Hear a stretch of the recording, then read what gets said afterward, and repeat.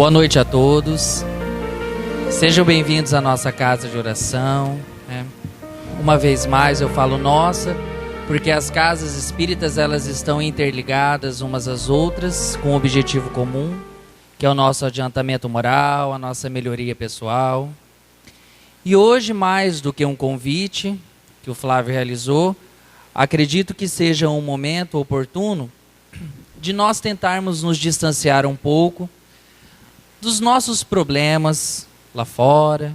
Eu sei que isso parece ser um tanto impossível, porque muito da busca que nós realizamos é justamente por causa desses problemas.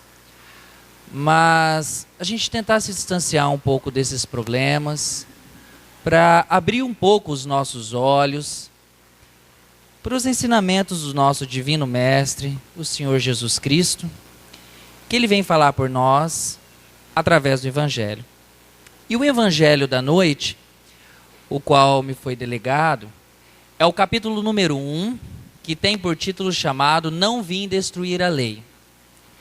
Essa frase que foi falada por nosso Senhor Jesus Cristo há mais de 2000 anos, vem trazer para nós ainda uma força muito grande de estudos, e como sendo o primeiro capítulo, não deixa de ser importante. O Evangelho ele é dividido em duas fases. A primeira fase é aquela que diz respeito às considerações daquilo que Jesus Cristo vem mostrar para nós no Sermão da Montanha. A segunda parte diz respeito às práticas, como que nós vamos praticar aquilo que Ele um dia nos delegou, nos ensinou e que passou por todo esse percurso histórico.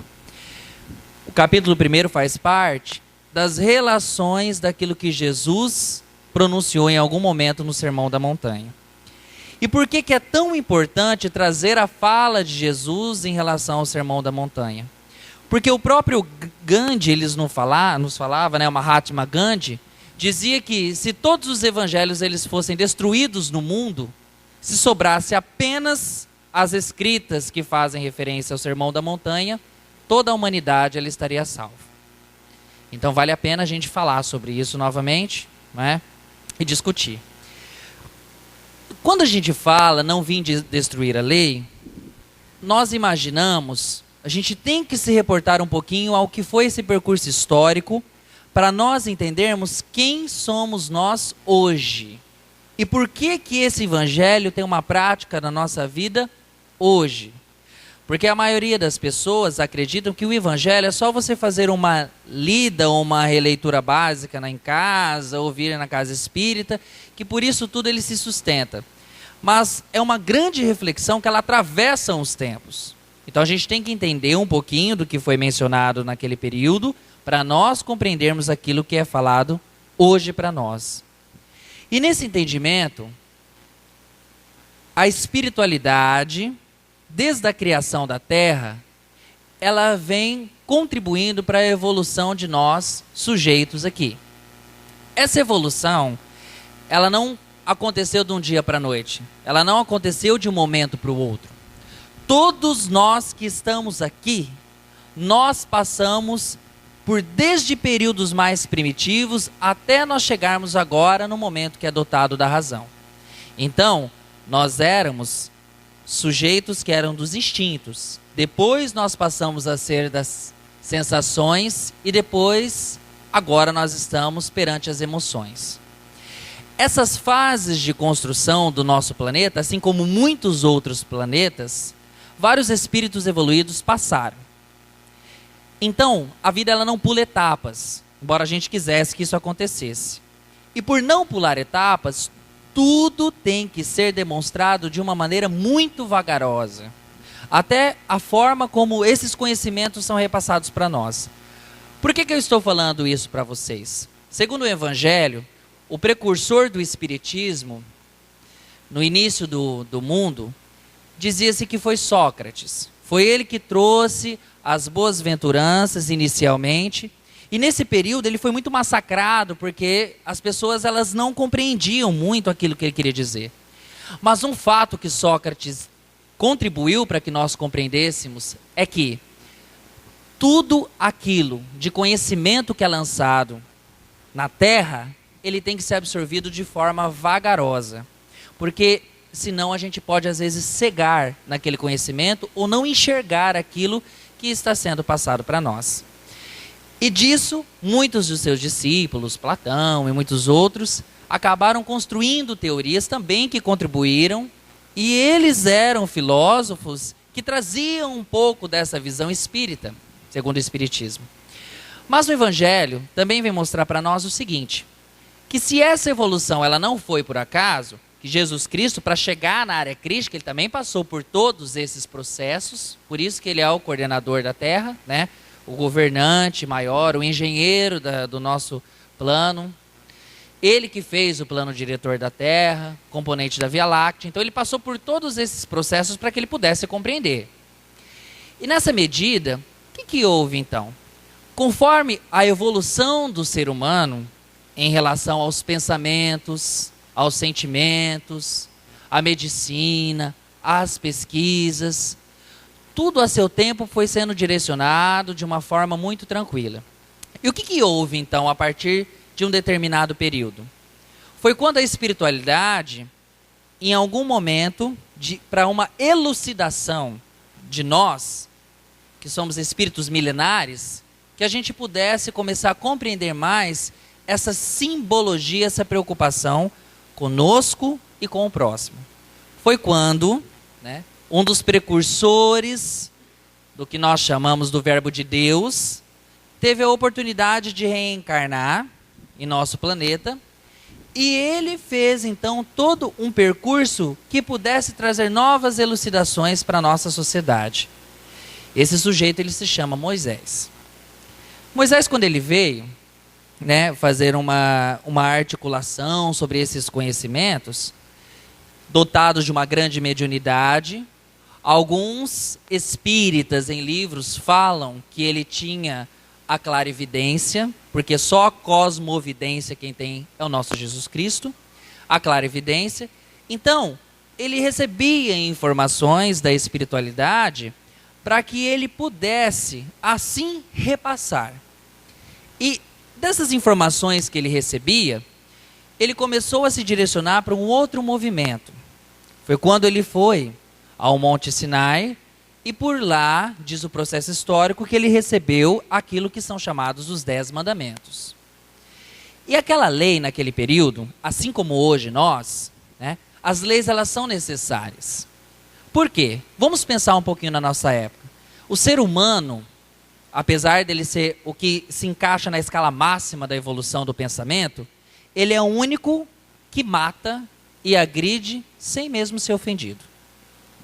Nós somos ainda os únicos que buscam ter mais amor e receber mais amor do que doar mais amor. E essa escala de evolução vem mostrar para nós, a título de exemplo, os animais eles só matam quando eles se sentem ameaçados ou quando eles são realmente caçados ou agredidos. Nós agimos de uma forma contrária. Por isso que nós ainda precisamos das leis. E é tão impressionante isso daí que se nós formos verificar, nós ainda necessitamos de um código penal que nos fale que nós não temos que matar as outras pessoas. E às vezes nós não fazemos atitudes negativas justamente porque está inscrito nesse código. Isso daí nos faz pensar então que a lei mosaica ela merece ter uma continuidade de estudos. Por quê? Naquela época, quando houve essa promulgação da espiritualidade para que Moisés falasse sobre esses 10 mandamentos, houve-se duas divisões de leis, que são normais no nosso mundo de hoje. As leis naturais ou divinas e as leis que eram mais disciplinadoras para a convivência dos civis daquela época. As leis divinas, que eram as imutáveis, né? Não mate, não exerça adultério e muitas outras, essas leis divinas elas se tornam de uma certa maneira meio que imutáveis. Já as leis humanas, as leis disciplinadoras que Moisés também veio trazer, elas são modificadas de acordo com o tempo. E o que ocorreu então? Quando Moisés ele trouxe essas possibilidades desses 10 mandamentos, eram muito rígidos esses mandamentos, dos quais muitos ainda não tinham a compreensão de como exercer essa atividade. E disso que aconteceu, muitos se revoltaram, como é comum, não é? Muitos se revoltaram sobre isso, muitos foram contra esse ponto do que estava sendo falado. Já já vocês vão me entender por que eu estou fazendo esse retrocesso histórico. Muitos foram contra daquilo que estava sendo falado, daquele direcionamento de Moisés, mas muitos também estavam a favor daquilo que estava sendo realizado. Só que essas leis, por si só, elas vieram abrir os olhos e as intenções de outras possibilidades de modificações para os seres humanos. Quando nós acordamos de uma noite longa, a gente já acorda assim, ó, abrindo o olho de uma vez? Sejam sinceros. A gente acorda de uma forma devagar, não é? A gente vai abrindo os olhos aos poucos, às vezes voltamos a dormir de novo e volta. E assim é o nosso processo de evolução. Quando Moisés então trouxe, ele fez uma abertura na visão das pessoas sobre como poderia ser levado em conta as leis que levavam ao nosso Pai, mas também determinadas leis disciplinadoras. E o que houve? Com a evolução das épocas, não é? E com o advento dos acontecimentos sociais, nós verificamos que a sociedade, naquele momento, precisava dessas leis disciplinadoras, como precisava dessas leis divinas, para que elas tivessem um direcionamento melhor do proceder da evolução própria. E o que houve, então? Depois desse período de Moisés, muitas guerras, muitos encontros, muitos desencontros na nossa sociedade voltaram a surgir.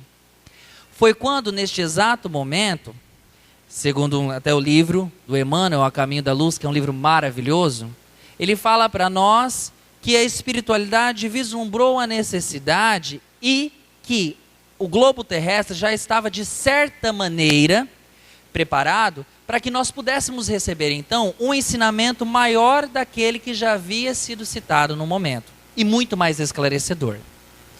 Foi então que a espiritualidade, juntamente da coordenação de espíritos muito maiores e evoluídos, que permitiram que o nosso Divino Mestre Jesus Cristo, através de sua função missionária, que viesse trazer para nós uma nova visão.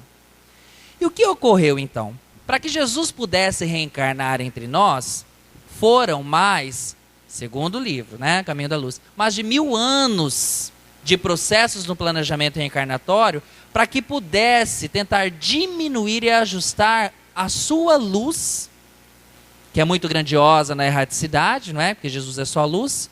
Diminuir a sua luz de uma forma que ele pudesse se encaixar nos moldes do planejamento reencarnatório para estar aqui na Terra. E é tão interessante isso daí, que vários livros e vários teóricos encerram dizendo que é como se nós quiséssemos colocar a luz do sol em um vaso de barro. Então, para a gente ter uma dimensão de como que é a grandeza de Jesus Cristo. Mas, por fim, ele veio nos brindar e ele reencarnou aqui na Terra. E os anos se passaram e, em média, após os seus 30 anos de idade, porque Jesus ele peregrinou por 3 anos, né? Dos seus 33 anos, Jesus disse uma frase que foi promulgada, né? Porque muitos pensavam que Jesus, quando ele veio, ele verificou a sua presença na Terra, que ele tinha vindo mudar a lei mosaica. Então muitos questionaram ele, falando assim, Jesus, mas Moisés em um determinado momento, ele já promulgou essas leis. E você veio então, lógico, eu estou falando uma interpretação, tá? E você veio então, de uma certa maneira, trazer uma nova lei, promulgar uma nova lei. Aí é quando Jesus fala, que é o título do capítulo 1, eu não vim destruir a lei. Jesus, então, ele não veio destruir a lei. Daquela fase mosaica, para a fase que Jesus estava, a humanidade ela já tinha uma certa desenvoltura para poder aprender outras questões que são colocadas. Moisés, em um determinado momento, trouxe uma visão mais disciplinadora. Jesus já trouxe uma visão mais voltada para aquilo que nós chamamos de um amor em relação ao próximo e a si mesmo. Juntamente com aquela visão disciplinadora mosaica, Jesus ele veio complementar aquilo que Moisés fez numa abertura em um determinado momento. Só que essa outra abertura que Jesus veio fazer, não foi uma abertura nada fácil. Porque até hoje, muitos de nós ainda, se não todos nós na Terra, ainda não temos uma competência para falar que nós realmente realizamos todas as boas-aventuranças que Jesus coloca no Evangelho. E quando ele fez essa abertura, ele trouxe um novo prisma falando sobre a lei do amor. O que seria essa lei do amor que Jesus tanto veio falar para nós e que hoje, exclusivamente, na Casa Espírita a gente está mencionando? Porque na realidade, além da lei disciplinadora, a lei do amor é aquela que realmente causa as modificações dentro de cada um de nós. Mas vamos pensar o seguinte, o que é amar para nós? Jesus, quando ele trouxe essa ideia da lei do amor que foi promulgada, ele pensou da seguinte forma, né?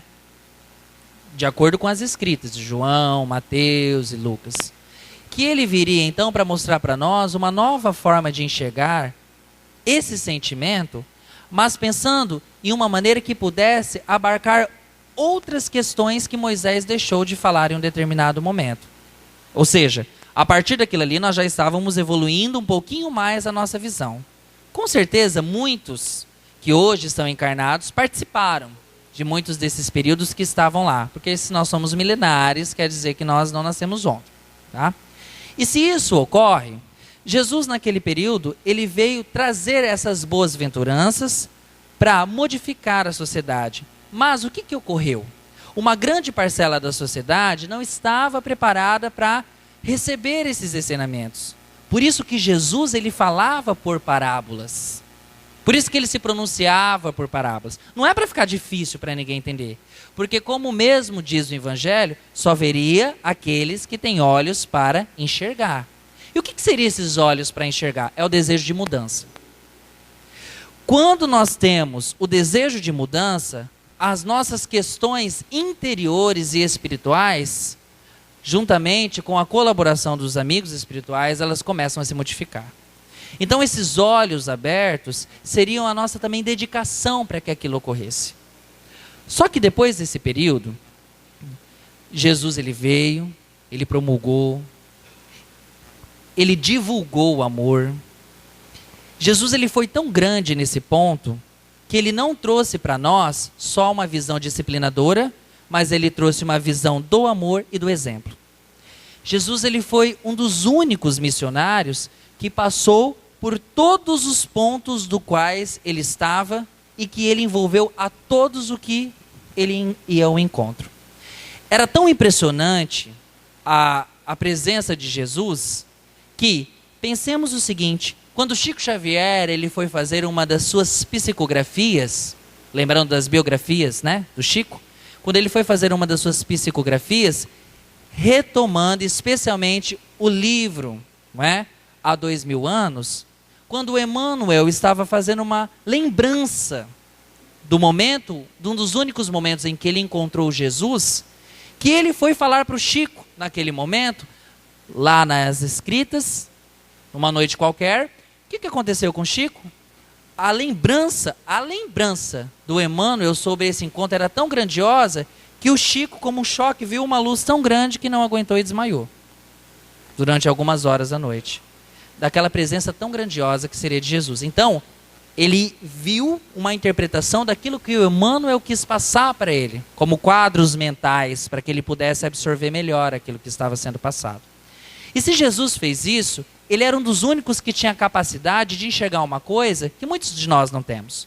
Um exemplo, se ele estivesse aqui, que eu acredito que ele está pela espiritualidade, mas digo materialmente, se ele estivesse materialmente aqui, com certeza ele olharia para todos nós e saberíamos o que cada um de nós temos de infortúnios ocultos. Que é aquilo que o Evangelho nos coloca, não é? Quando a gente fala de infortúnios ocultos, a gente pensa que são as pessoas pobres que não são anunciadas. Não é isso. São aqueles problemas que estão no âmago das pessoas que ninguém consegue enxergar. Porque a caridade ela não pode ser só do princípio material, mas do princípio moral. E esses infortúnios ocultos era o que Jesus captava em todas as pessoas que ele passava. E era tão impressionante a sua força de fé, e muitos dos que queriam crer nele, que quando ele passava por todas as pessoas, segundo a Gênese, o livro A Gênese, ele realmente, pela sombra dele, muitas pessoas se curavam. Então, essa capacidade era tão grande de transmitir que realmente não tinha como acreditar nesse momento. Tanto é que uma das peregrinações que ele realizou durante esse período, no momento em que ele passou por determinado grupo de pessoas que o aclamavam, teve uma pessoa que tocou na linha da roupa dele. E essa pessoa, ao tocar na linha da roupa dele, ele virou, né, e falou para Pedro, porque na realidade, pelos estudos biográficos, o Pedro era o mais bravinho, né? Assim, ele era o que mais sugeria as coisas. E ele falou assim: Pedro, alguém me tocou diferente. Olha a capacidade de percepção. E ninguém tinha tocado nele, tinha tocado na linha da roupa dele. E Pedro falou assim: Jesus, é tanta gente aqui, né? Vou saber, tanta gente querendo falar com você, quem que te tocou diferente? Não tem como saber, né? E ele falou: não, alguém me tocou diferente. E essa pessoa recebeu aquilo que precisava. Então essa grandeza de Jesus, não é? Nós temos a oportunidade de alcançar. Quando ele veio mostrar que ele não veio destruir a lei, mas complementar, ele veio trazer para nós a capacidade de nós amarmos uma outra pessoa seguindo os seus exemplos. E esses exemplos que Jesus ele trouxe, modificou completamente a realidade do mundo. Tanto é que não existe nenhuma personalidade na história da humanidade que perdurou tanto tempo como exemplo para todas as pessoas.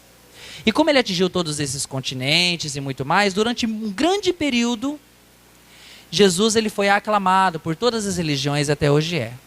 Só que, da mesma forma que ele veio para complementar essa lei, ele havia dito em algum determinado momento, do momento do qual ele já percebia que ele deveria partir para continuar as suas supervisões, os seus outros trabalhos, ele disse que nós receberíamos um outro consolador, que além da lei de Moisés, essa lei mosaica que ele citou, que foi importante, aquilo que ele veio trazer, que era a lei divina, a lei do amor, porque a do Moisés foi mais disciplinadora, a do nosso querido Jesus Cristo, ela foi mais uma lei do amor. Foi uma lei que ajudou muito a contribuição da organização civil, para se preparar para justamente receber aquela lei que era mais abstrata, que era mais do sentimento, mais da percepção do sujeito, que é a lei do amor.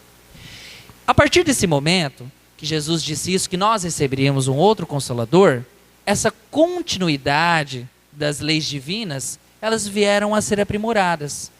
Foi quando surgiu, logicamente, o advento do Espiritismo. O Espiritismo, então, ele renasce para nós como uma luz no fim do túnel, para nos lembrarmos dessa lei de amor e esclarecer pontos que naquele momento, seja pelas parábolas, seja pelas dificuldades sociais que as pessoas tinham de entendimento, explicar justamente para nós de onde viemos, o que estamos fazendo aqui, quem somos nós hoje e quem nós poderemos ser outro dia. E quando nós dizemos isso, eu lembro muito das frases do Emmanuel, em Palavras da Vida Eterna, que ele cita o seguinte, que não me interessa saber aquela frase, diga com quem tu andas, que direi quem tu és, não é? Diga, não é, quem tu és, que eu direi com quem tu andas. E foi então que no dia 3 de outubro de 1803, reencarna Leon Denis Arrivail, que era o nosso chamado Allan Kardec, que ele vem então depois, só a partir de 1850, trazer para nós o advento do Espiritismo por meio de uma pesquisa, que é justamente aquilo que nós chamamos da nossa representação de Jesus enquanto consolação. Por que consolação? As pessoas às vezes me questionam isso. William, por que você fala consolação? No estudo do ESG, por que na hora que você está falando do estudo? Pelo seguinte, porque naquela época, Jesus ele não poderia falar coisas muito específicas como hoje, porque hoje o nosso entendimento ele é muito maior, nós já passamos por determinadas evoluções. E o Espiritismo ele vem nos consolar porque justamente ele explica tudo aquilo do que nós temos dúvida em algum momento, e ele dota a nossa fé de razão. Por isso que aquela fé cega que em um determinado momento as pessoas tinham naquele período mosaico, tanto é que eles adoravam bezerros, não é? Eles adoravam determinados deuses. as pessoas eram extremamente politeístas. O que é isso? Tinha muitos deuses para poder adorar. E depois de um período com Jesus, isso foi se modificando, e agora na fase que nós estamos, o Espiritismo ele vem nos esclarecer. Mas esses ensinamentos espíritas, eles surgem justamente para continuar essas leis e para mostrar para nós em 3 aspectos que nós devemos olhar aquilo que nós estamos aprendendo. Primeiro, que nós temos que alicerçar as nossas ideias nos aspectos religiosos, mas também nos aspectos filosóficos. Por quê? Para a gente refletir sobre esses ensinamentos religiosos na nossa vida. Por isso que a filosofia ela foi desenvolvida. Mas também na ciência. Por que ciência? Porque dentro do percurso da criação do Espiritismo, quando Allan Kardec veio, ele não realizou uma pesquisa que se baseou somente em sua mediunidade. Pelo contrário, ele fez toda uma pesquisa catedrática, sistemática, para que ele pudesse explicar de uma maneira mais específica e científica aquilo que nós conhecemos como fé e adotarmos um pouco de razão para explicar esses acontecimentos. Tanto que no período de Jesus Cristo, as pessoas observavam os fenômenos que o nosso mestre fazia, que eram considerados realmente como fenômenos. E hoje nós vemos que isso não já é tão colocado como fenômeno. A título de exemplo, as multiplicações dos pães, né? Jesus, quando ele fez aquele trajeto de multiplicação dos pães, a Gênesis já vem explicar para nós que nada mais é o quê? De um processo de materialização ectoplasmática que funcionou para que as pessoas se alimentassem naquele momento e se saciassem, mas como uma forma também de conduzi-los a uma crença de que Deus estava ali presente naquele momento. Então o Espiritismo ele veio nos consolar. Mas se ele vem nos explicar para nós o que é o passado, para a gente entender o presente e compreender o futuro, obviamente que a gente não precisa fazer uma regressão. Se eu quero saber o que eu fui no passado, olha o que eu sou no presente. Não preciso fazer uma regressão brusca, como muitas pessoas buscam em médicos e medicinas. Observo o presente a partir de agora e vejo o que eu fui no passado e o que eu quero projetar para o meu futuro. Tanto que, com o advento do Espiritismo, foi-se desmistificada muitas noções que antigamente eram colocadas sobre seitas religiosas, que ainda permanecem em alguns pontos, mas que graças a muitas questões mudaram. Exemplo disso, a necessidade de nós ficarmos nos penitenciando de maneira muito negativa, seja o nosso organismo, seja os nossos dias, os nossos horários. Outro ponto que o Espiritismo veio trazer para nós como luz, dizer que muitas das sensações, dos sentimentos, daquilo que vivemos e que vislumbramos no nosso dia a dia, não surgiu do nada. Veio mostrar para nós que o acaso dos acontecimentos em nossa vida, ele não existe. Que aquilo que nós somos hoje, nada mais é do que uma construção daquilo que nós elaboramos por meio de escolhas do nosso passado.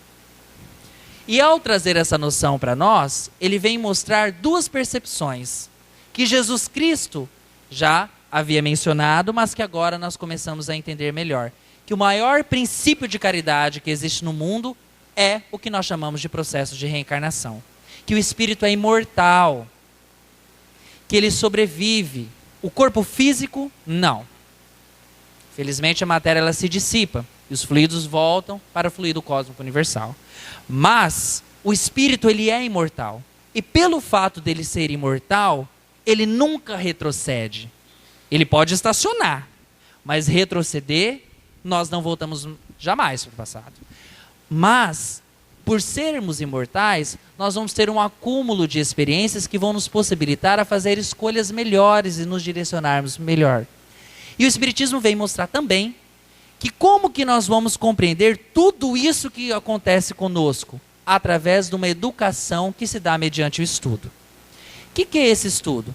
Não é só o estudo de você participar de uma faculdade, não é só o estudo de você participar de um curso de culinária, mas esse estudo diz respeito a você se perceber e se conhecer, que é o que nós chamamos de reforma íntima sem martírio.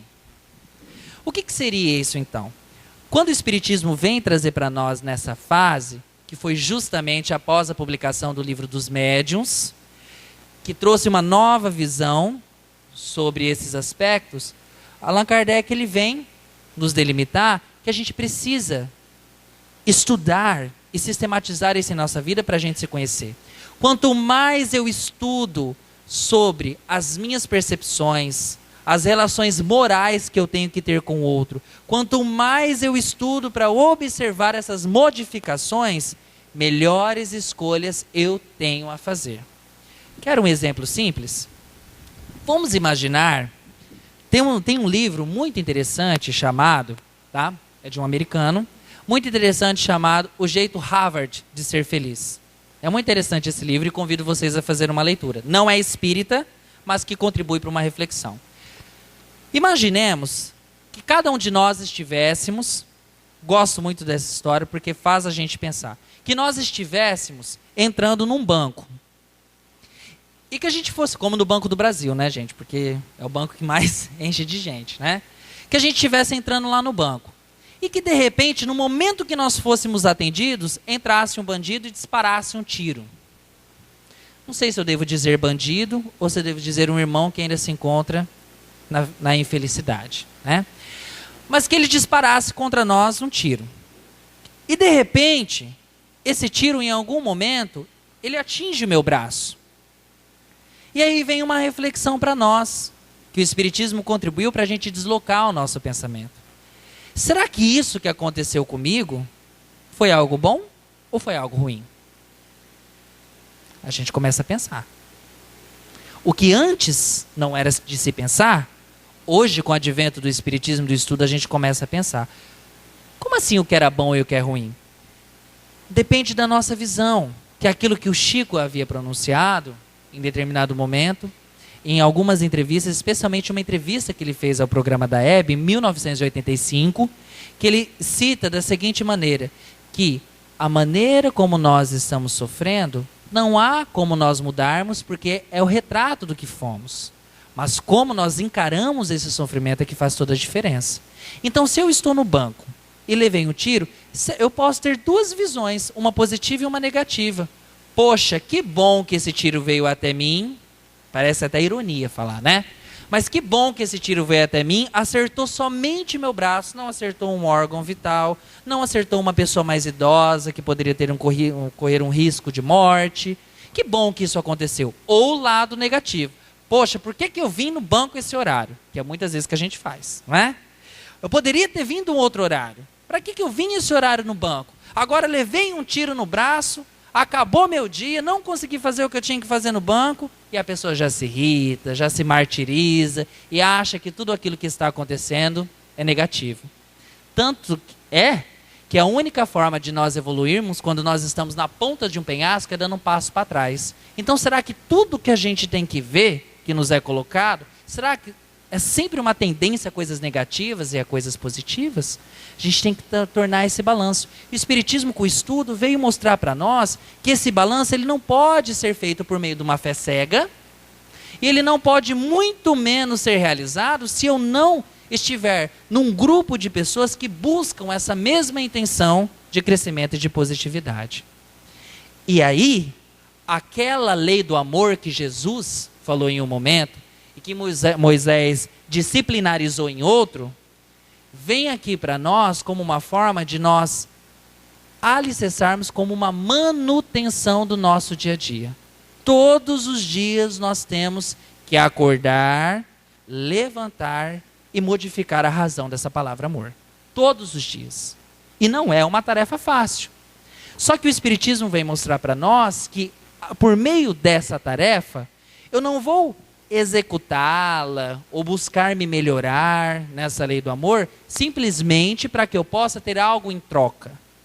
Porque, infelizmente, a nossa sociedade, ela se baseia na reciprocidade, não é? Eu vou fazer uma coisa para uma pessoa, mas daí eu vou querer fazer isso para essa pessoa porque logo, logo eu vou receber algo em troca. Não, gente, já sei. Eu vou para o centro porque é o seguinte, eu vou fazer a caridade ou vou fazer a cesta básica, porque vai saber, né? que eu vou ser na vida daqui para frente? Vai que acontece um acidente, eu viro um aleijado aí, acontece alguma coisa, aí eu vou ter que acabar. Não, é melhor eu fazer agora isso aí, porque daí pelo menos a espiritualidade vai ter piedade de mim, eu vou ficar tranquilo lá. Não é assim que funciona. Mas a gente tem essa percepção, não é? A gente tem essa percepção. E o Espiritismo vem mostrar que não é por esse caminho, não. Que a gente tem que perseguir os nossos dados, as nossas vidas. O caminho, para cada um, é individual. A saga da vida, ela é coletiva.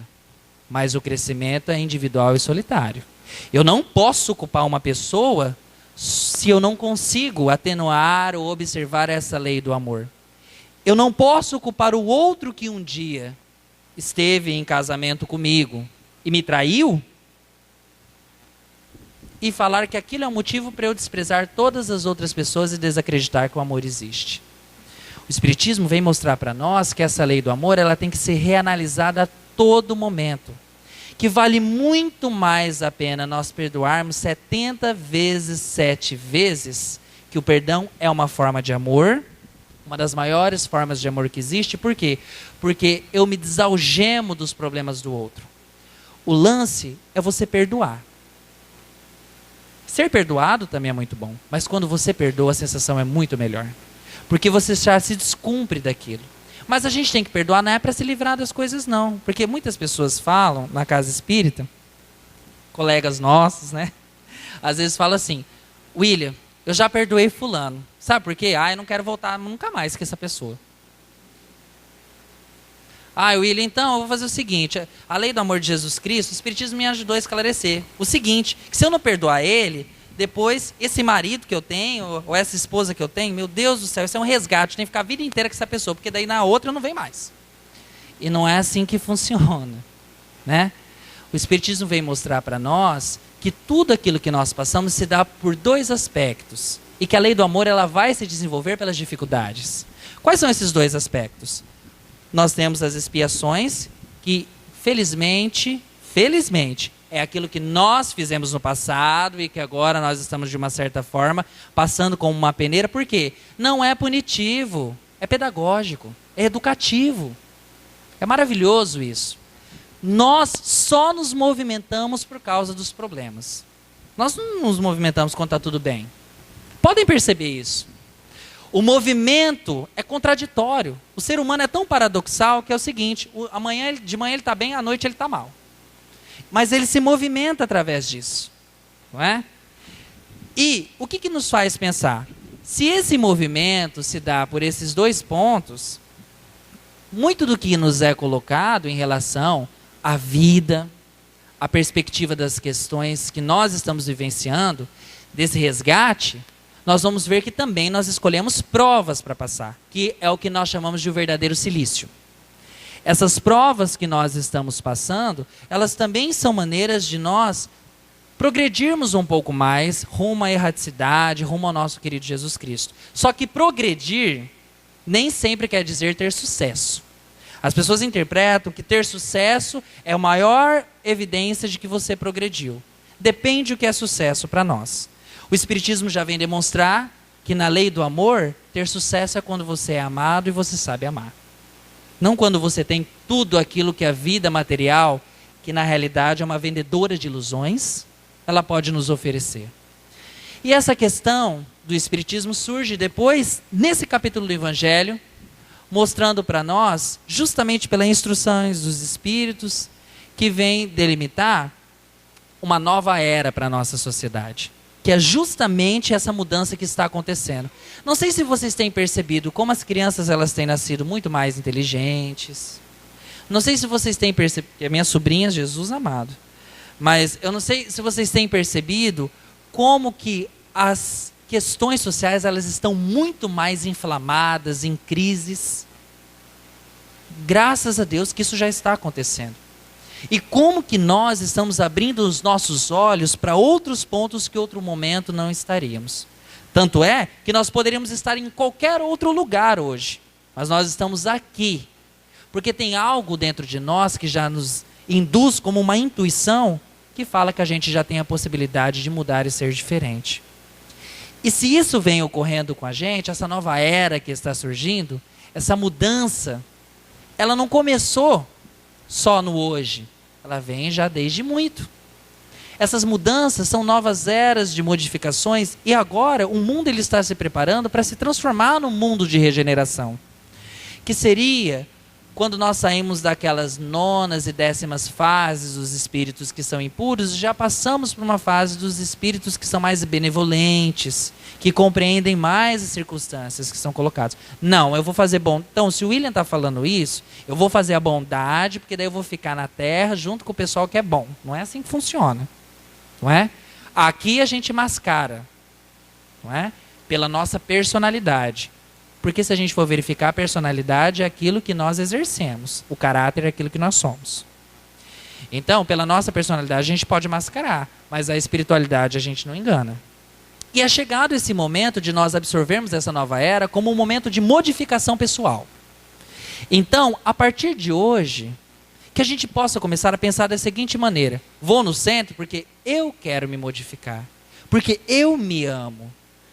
Porque se Jesus já falava que fora da caridade não há salvação, não é?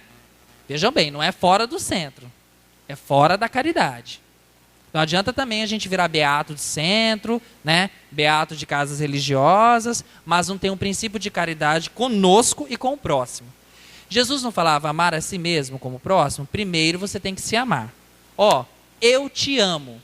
Sabe, você está ouvindo essa frase? Eu te amo. Não tem o eu na frente? Nós primeiro. A gente tem que saber se amar. Isso no Espiritismo ele vem esclarecer que nessa nova era, se amar não é você ficar lá no espelho se embelezando, se endeusando, mostrando para todo mundo o tanto que você é interessante. Não é isso. Se amar justamente é você se conduzir para um caminho melhor. É você se permitir conhecer outras pessoas que vão te ajudar. É você se instruir. É você se preparar para uma vida melhor. É você buscar em você mesmo aquilo que ninguém consegue perceber. Isso é se amar. Só que esse se amar é muito difícil da gente exercer, porque nós amamos muito mais, às vezes, o outro, aquilo que o outro fala sobre nós, do que nós mesmos. Podem perceber. Se chegar uma pessoa, 10 pessoas e falar para nós no serviço, você está doente? Você está doente? A gente já acha que a gente está doente. A gente já procura médico, já... Esses dias mesmo, uma ex-aluna minha me disse o seguinte: ah, professora, eu passei tão mal. Por quê? Porque lá no meu serviço todo mundo falou que eu estava com cara de doente. Eu achei realmente que eu estava com cara assim, de que estava com câncer, sei lá. Olha como que é, né? E o Espiritismo vem mostrar para nós outras visões. E agora é a nossa oportunidade. Estamos aqui hoje, vamos nos amar. A partir do momento que a gente se amar, a gente vai conseguir compreender como amar o outro. Sabe por quê? Porque daí eu não vou amar por exigência. Aquela lei mosaica que era disciplinadora, que passou para a fraternidade de Jesus Cristo e que veio para as luzes da razão com o Espiritismo, vem mostrar que o amor ele não tem que ser recíproco de cobranças. Porque a pessoa que quer ser amada, ela é psicologicamente infantil. Se eu estou convivendo com outras pessoas que falam, eu preciso ser amado. Fulano, você não me ama do jeito que eu quero. Quer dizer que nós não estamos preparados para exercer a temática do amor. Porque o amor, já dizia as frases, que é doando que se recebe. Não é? O amor, ele é doação. Mas não é doação de você se entregar ao ponto de ultrapassar os seus limites. Porque primeiro você se ama. Você reconhece os seus limites, o que precisa ser melhorado, o que precisa ser mudado. Aí você tem condições de você aprender a amar o outro. Porque daí você não vai, porque você vai aprender a não se cobrar tanto, logo você não vai cobrar do outro aquilo que ele ainda não pode oferecer. Porque nós temos a mania de cobrar do outro aquilo que nem nós podemos oferecer. Ou nós falamos os defeitos daquilo que nós enxergamos no outro para justamente tapar aquilo que nós também não conseguimos fazer. Isso é muito comum. E com esses estudos, a gente começa a enxergar que essa era de mudanças que está acontecendo, que essa lei ela não foi destruída. A lei divina ela sempre vai ser aprimorada. Só que essa lei divina, ela, para ser aprimorada em nossas vidas, depende de nós. E essa modificação interior, ela vai começar a partir do momento que a gente se reconhecer enquanto sujeitos. Então, que a partir de hoje, ao sair daqui, ou ao tomar o passe, ou conviver com outras pessoas, não vamos colocar mais o julgamento da nossa vida sobre os ombros do outro. Nós somos responsáveis. Fulano não quer vir no centro? Eu vou, porque eu me amo. Eu quero melhorar. Eu quero me conhecer mais. Porque quem estuda tem capacidade de escolher questões melhores, não é? Como que eu vou saber um resultado matemático se eu não sei fazer uma conta? Se eu sei fazer a conta, eu vou saber os resultados matemáticos. Então, isso é questão de lógica. Eu vou no centro, eu me amo, vou fazer uma caridade comigo mesmo. Quando isso ocorrer, a espiritualidade vai nos direcionar a fazer uma caridade para o outro. E sabe quando a gente vai perceber que a caridade é caridade? Mesmo quando nós nem sentirmos que ela é realizada. Porque quando nós nos preparamos muito, hoje eu vou lá, hoje eu vou fazer a campanha do quilo. Como eu coordenava um grupo de pessoas que faziam uma campanha do pão, em bairros mais afastados, e aí algumas pessoas faziam o seguinte: nossa, hoje eu vou levantar, vou fazer a campanha do pão. Aí ia lá, colocavam um óculos Dolce & Gabbana, falei, onde você vai? Eu vou fazer a caridade, já me preparei, vou fazer a caridade, olha só, já me preparei, tô preparada. O outro fala, tô pronto também, gente, vou com o meu carro, aquele carrão. Gente, vocês não vão. Dos infortúnios ocultos das pessoas, isso é uma agressão, isso é uma falta de caridade. Eu tenho que saber onde me direcionar também. Mas por quê? Falta de estudo, pessoal. Quando a gente estuda, as coisas elas se modificam. E quando a gente se prepara para essa nova era, essas modificações elas vão acontecendo de nós, de dentro para fora. Então, que a gente possa pensar um pouquinho nisso, possa refletir. Não trouxe data show, apesar que a imagem ela fixa 70% aquilo que nós imaginamos, já fala a neurolinguística. Mas sabe por quê? Porque eu acho que quando a gente passa a refletir sobre um ponto, e não só olhar, aquilo passa a nos constituir. E quando passa a constituir e realmente nós sentimos no nosso corpo essa modificação, é que as coisas podem ser diferentes e podem ter uma outra recepção na nossa vida. Então, vamos pensar em todas essas fases que aconteceu na humanidade e aproveitar agora essa fase de esclarecimento que nós estamos para a gente se aprimorar. É a nova era. Vamos nos preparar para receber esse momento que nós estamos. E se nós estamos aqui, é justamente porque nós já merecemos ter essa evolução. Nós já merecemos ter essa oportunidade de desenvolvimento que outros espíritos ainda não tiveram esse encontro. Vamos ao encontro daquilo que vai nos fazer diferente. Começando por acreditar nessa lei de Jesus, que é a lei do amor, mas por estudar como essa lei funciona. A partir dessa circunstância que as coisas realmente vão mudar.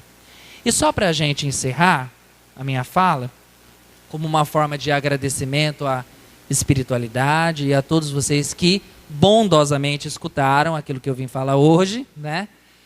E também do convite que o Flávio realizou, da espiritualidade amiga. Eu quero que a gente pense muito em relação ao amor. E quero deixar uma mensagem para vocês que há muito a espiritualidade deixou.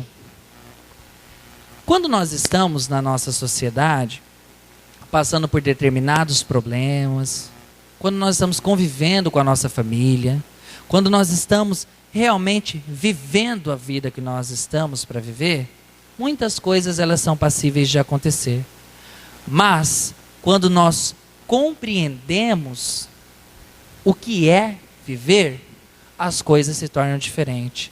Não há sombras que possam escurecer a luminosidade da razão de Jesus. Não há circunstância social que possa derrubar ou nos colocar perante aquilo do que nós necessitamos como pessoas subjugadas. Não há momento no mundo da história da sociedade que fale que o sujeito que está sendo médium, amigo, colega, pai, mãe, irmão em Jesus Cristo, que ele vai deixar de ser amparado pela espiritualidade. Então, acreditando naquilo que Lavoisier falou um dia, que as questões na vida, elas não se dissipam, elas não estragam. Né? Nada nós perdemos. Mas tudo o que ocorre na nossa vida essas coisas elas realmente se transformam. Que Jesus possa nos abençoar, abençoar a todos vocês, e agradeço mais essa oportunidade que a espiritualidade me concedeu de estar compartilhando com vocês o mínimo do muito do que eu devo aprender, e que possa trazer outras movimentações, deslocamentos, e que a minha fala hoje possa ter trazido mais incertezas do que certezas, porque as certezas, quando vocês forem procurar no estudo, cada um vai encontrar a sua absolutamente em Jesus. E que assim seja.